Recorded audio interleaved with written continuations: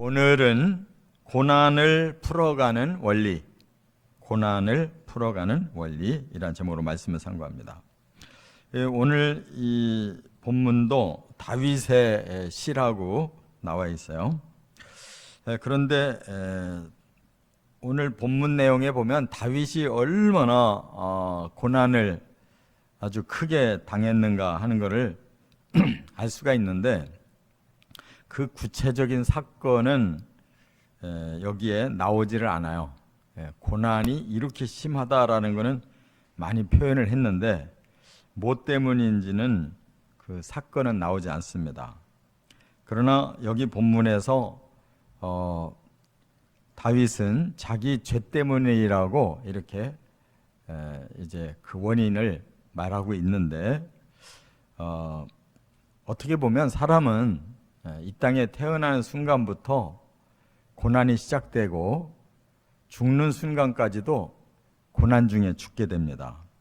일생이 사실은 심각한 고난 속에서 우리가 살다가 가게 되는데, 그것을 뭐 개인별로 우리가 따져보면 뭐 어떤 사람은 진짜 죄를 크게 져서 그런 고난을 더 많이 겪는 사람도 있겠고, 또 어떤 사람은 자기가 판단을 실수해서 스스로 고난을 겪는 사람도 있고, 또 어떤 사람은 하나님이 들어 쓰시려고 이런 고난을 주셔서 훈련시키는 경우도 있고, 뭐 다양한 고난이 있습니다만은 근본적으로 사람은 한 사람도 열애 없이 죄 때문에 그 고난을 당하는 것은 그것은 사실입니다. 그렇기 때문에 다윗이 성경에서 나오고 있는 그 죄는 크게 두 가지가 있어요. 하나는 그의 중반 때, 그 나이가 중반쯤 됐을 때 마음이 풀려가지고 목욕하는 여인을 끌어들였다가 그것으로 끝나질 않고 임신했다는 말을 들으니까 남편에게 이제 들키게 되면 자기 체면이 말이 아니고, 그래서 남편을 합궁시키려다가 실패하니까 죽이잖아요. 그로 인해서 이제 성범죄도 저지른 데다가 살인죄까지 저질러서 그거를 다 덮고 넘어가려고 했는데, 하나님이 나단 선지자를 보내서 그를 책망하니까 그가 그대로 다 인정하고 회개했습니다. 그러나 회개를 했어도 그 못자국은 남아서 그 자식대에 아주 많은 고난을 겪고, 또 그 자식들 때문에 다윗도 많은 고난을 겪었어요. 그리고 이제 말년에 가서 그가 자기의 위협을 돌아보고 스스로 자랑스러워서 내가 일으킨 나라가 어느 정도의 그런 규모인가 하는 걸 알고 싶어가지고 인구조사를 막 억지로 부하들에게 시켰다가 또 하나님 앞에 크게 두들겨 맞았는데, 그때는 오히려 백성이 몇만 명이 죽어나갔어요. 이렇게 다윗의 생애에서 씻을 수 없는 죄가 이렇게 있는데, 그 원인 때문인지는 여기서 밝혀지진 않았지만 그냥 한마디로 자기 죄 때문이라고 고백은 하고 있다 그 말이에요. 그런데 다윗에게서 우리가 하나 더 초점을 맞춰서 봐야 될 것은 결국 그 고난을 하나님 앞에서 풀어가고 있다는 겁니다. 그게 중요한 거예요. 하나님도 뭐 죄를 졌다고 해서 다 고난 주면은 우리는 견딜 수가 없어요. 죄 없는 사람이 없기 때문에 뭐 별별 고난을 다 받아도 할 말이 없는데, 하나님이 여기서 초점 맞추시는 것은 고난 속에서도 살 길을 찾아가는 그 신앙의 태도, 이것을 말하고 있는 겁니다. 그래서 우리가 깨달아야 될 것은 고난을 풀어가는 원리를 깨달아야 된다는 거예요.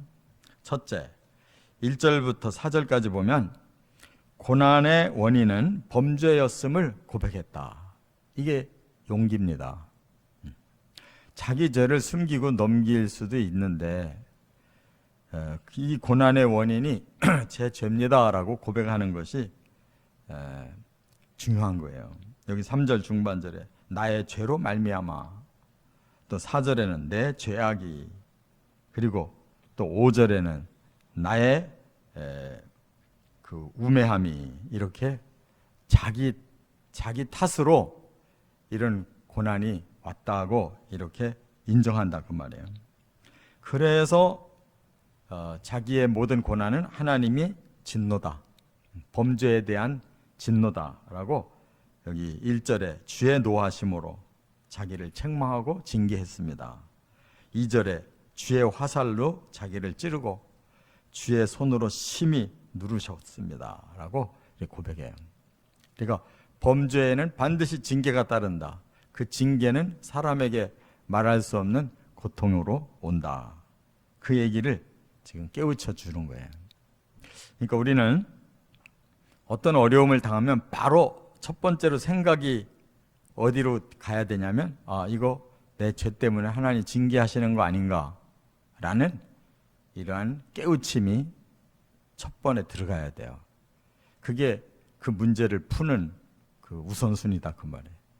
근데 왜 나는 이렇게 착하게 사는데 고난이 닥칠까? 이거 누구 때문일까? 이렇게 밖으로 찾으면 그 사람은 해결하는 게 아니에요.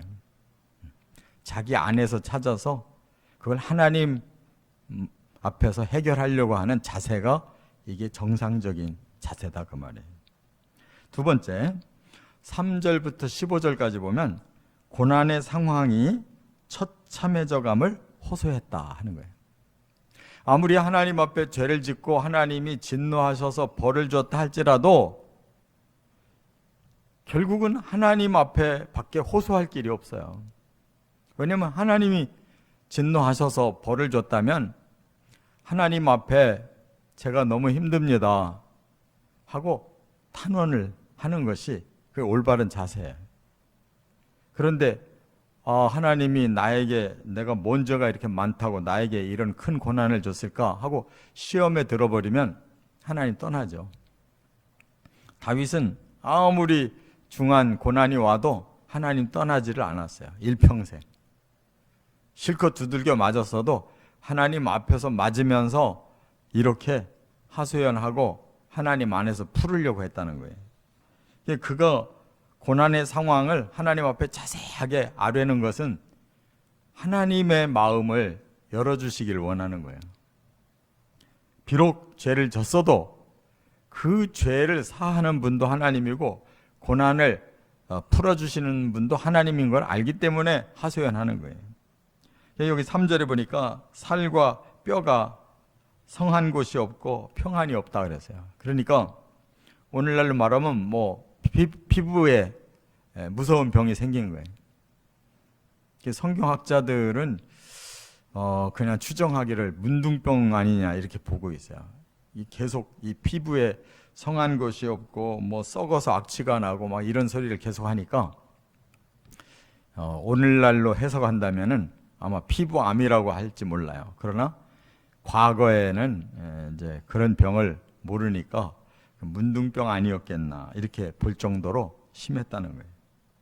또 4절에 보니까 머리가 무겁습니다 그랬어요. 이 말은 두통. 그러니까 사람이 두통이 막 머리가 깨질 듯이 계속 아픈 것처럼 괴로운 일이 없어요. 이건 너무 아플 뿐만 아니라 심란해가지고 살 수가 없어요. 머리 아픈 병처럼 괴로운 게 없어요. 5절에 보면 상처가 썩어서 악취가 납니다 그랬어요. 그러니까 상처가 썩어서 악취가 심할 정도면 이건 욕과 같은 그런 악창이 난 것이 분명해요. 그러니까 모든 피부가 막 다 썩어 문드러지는. 그 다음에 6절에 보면 이제 허리의 통증을 얘기하고 있고 또 굽었대요. 허리가 너무 아파서 굽었고 7절에 보면 허리에서 열이 계속 올라온다는 거예요. 그러니까 아주 이 척추의 뼈도 아주 근본적으로 지금 큰 문제가 일어난 거예요. 거기다가 10절에 심장도 뛴대요. 심장이 뛴다는 말은 어떤 열성을 얘기하는 게 아니라 심장이 이 정상적이질 않다는 거죠. 심장이 지멋대로 뛰는 거예요. 거기다가 완전히 기력이 쇠해지고 눈도 쇠약해서 그 정상으로 보이질 않고.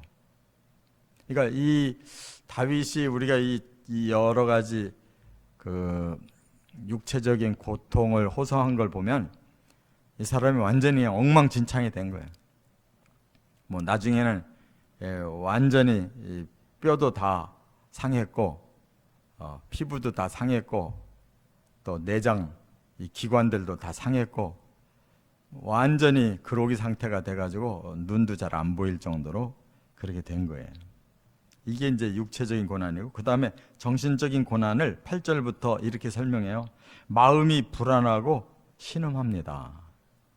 그러니까 이 마음이 너무 그냥 괴로운 거예요. 불안하고 그 순간 이후가 어떻게 될런지 도무지 감이 안 오는 거예요. 그래서 신음이라는 말이 그냥 우리는 끙끙 앓는 소리로 생각하는데 사자의 포효하는 소리를 이 원어로 하면 똑같은 거예요. 그러니까 막 그냥 울부짖는 거예요. 못 견디니까. 그리고 9절에 보면 탄식했다고 그랬어요. 거기다가 이제 자기 개인의 고통에서 이게 더 번져가지고 정신적으로 다른 사람 때문에 고통스러워요. 왜? 그동안 사랑하는 자도 사라졌고 친구들도 떠나버렸대요. 욕과 똑같아요. 아내도 저주하고 나가버렸잖아요. 친구들도 와서 위로차 와놓고서는 계속 정죄했잖아요. 뭔가 네가 죄가 있으니까 그렇겠지. 12절에 보니까 생명을 찾는 정적들이 달라들고 있다는 거예요. 그동안 다윗에게 꼼짝 못했던 사람들이 이제 다윗의 그 고난을 보고서는 이제 와서 더 치려고 한다는 거예요. 그러니까 원수들이 이제 들끓기 시작하는 거예요. 그래서 올무를 놓고 괴악한 말을 하고 종일 음모를 그들이 꾸미고 있다. 그래서 차라리 다윗은 입을 가지고 있어도 닫고 있고 말을 할 수 있어도 말을 멈췄다는 거예요. 이 말은 뭐예요? 그 원수 앞에 뭐 해명할 말이 없다는 거죠. 하나님 앞에 두들겨 맞아 죽어가면서 원수 앞에 뭐라고 할 말도 없다는 거예요. 이렇게 지금 고통에 빠져 있어요. 이것을 우리가 그냥 혼자 끙끙 앓고만 있으면 안 돼요. 하나님 앞에 그거를 호소해야 돼요. 하나님은 긍휼의 하나님이고 우리가 아무리 어려운 상황에 있어도 그거 다 알고 계시는 하나님이에요. 뭔가 깊은 섭리가 계셔요. 그 하나님께 호소하시기 바랍니다. 끝으로 세 번째 방법은 뭐냐? 16절에서 22절까지 고난의 해결은 하나님께 있음을 간청했다. 하나님만 이거 풀어주실 수 있습니다. 하나님 저를 용서하시고 이거 풀어주십시오라고 아주 간절히 기도해요. 그러면서 16절에는 정적들의 교만을 막아주십시오라고 간구합니다. 그 말은 뭐예요? 하나님 믿는 사람이 고난을 당해가지고 그 결과 정적들, 하나님의 원수들에게까지 수치를 당하게 되는 것은 그는 다윗 자신이 너무나 죄송한 거예요. 하나님 앞에 영광을 가리는 일이잖아요. 그래서 하나님 제발 그런 일은 안 일어나게 해주십시오. 제 죄로 고통받고 정신적으로 이렇게 괴로움을 당하는 거는 괜찮은데 저 원수들 때문에 오히려 제가 이렇게 그들에게 수치를 당하고 하나님께 욕을 돌리는 일은 없게 해주십시오. 이게 신앙이죠. 17, 18절에 모든 원인이 자신의 죄 때문이기 때문에 이렇게 됐습니다라고 죄를 슬퍼한다고 회개하고 있어요. 그러니까 우리는 어려우면 어려울수록 내 안을 들여다보고 자꾸 죄를 발견하고 회개하고 또 하나님 앞에 힘들면 힘들수록 자꾸 호소를 하고 그리고 근본적으로 하나님만 해결자시라는 것을 계속 고백해야 되는 거예요. 19절에 완악한 자들이 역이용하지 않게 해주십시오. 우리 믿는 자들이 잘못되면 악한 자들이 역이용을 해요. 그거 봐라, 예수 믿더니 꼴 좋게 됐다. 큰 소리 치더니 이렇게 모진 이 수모와 하나님의 일을 방해하게 되는 이러한 일이 일어나지 않게 해달라고 지금 계속 이렇게 기도하고 있는 거예요. 그러니까 우리 신앙인이 꼭 참아야 될 건 뭐예요? 하나님께 욕 돌아가는 건 참아야 된단 말이에요. 우리 자신이 이러쿵저러쿵은 좋은데 그게 하나님에게까지 영향 미치는 거는 그래도 좋다고 하는 건 그건 신앙인이 아니에요. 저주받을 사람이지. 우리는 희생돼도 좋은데 하나님께는 욕이 되면 안 된다. 다윗과 같은 이 신앙 양심은 살아있어야 돼. 깨달아야 될 줄 믿습니다. 그래서 악이 여기 20절에도 선을 대신하는 자들이, 악으로 선을 대신하는 자들이 득세할까 두렵습니다. 세상이 악한 세상으로 뒤집어질까 두렵습니다. 이렇게 기도하고 있잖아요. 21절에 하나님이 저를 버리지 마시고 멀리하지 마시고 저를 도와주시고 구원해 주십시오. 이렇게 하나님 앞에 정말 자신의 모든 죄를 다 내려놓으면서 하나님께 영광을 돌려야지 욕이 돌아가지 않도록 저를 완전히 버리고 또 저를 멀리하지 마시고 저를 도와서 구원해 주십시오 라고 정말 객관적인 마음으로 이렇게 기도하는 이 다윗의 기도에 우리가 깨달음이 있어야 돼요. 이거 없이 일방통행하는 사람들 큰일 나는 거예요. 하나님께 욕을 돌렸다가 그 나머지 그 뒷일을 어떻게 감당해야겠어요? 이렇게 우리 개인의 죄는 철저히 회개하고 고통을 받고 감내를 할 뿐이에요. 그러나 이것이 더 일이 커져서 하나님께 욕이 되고 세상에 선이 악으로 뒤집어지는 일은 없어야 된다 그 말이에요. 꼭 믿고 이렇게 고난을 풀어 가시기를 주의 이름으로 축원합니다.